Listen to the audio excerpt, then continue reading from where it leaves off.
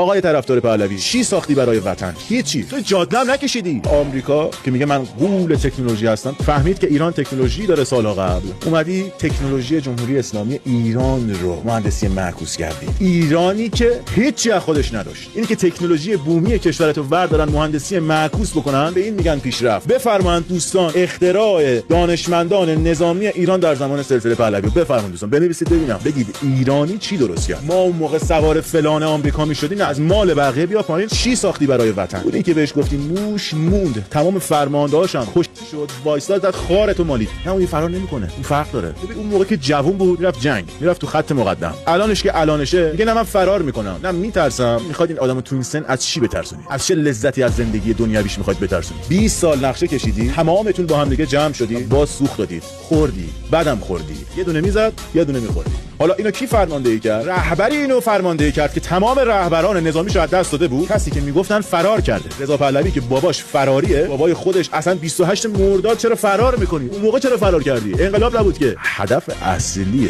اینها اینه که ایران از داخل بکشه بدون نیاز به یک تیر انداختن. میگن آقا ارزون ترین راه واسه مقابله کردن با این حکومت همینه، مردم بریزن بیرون.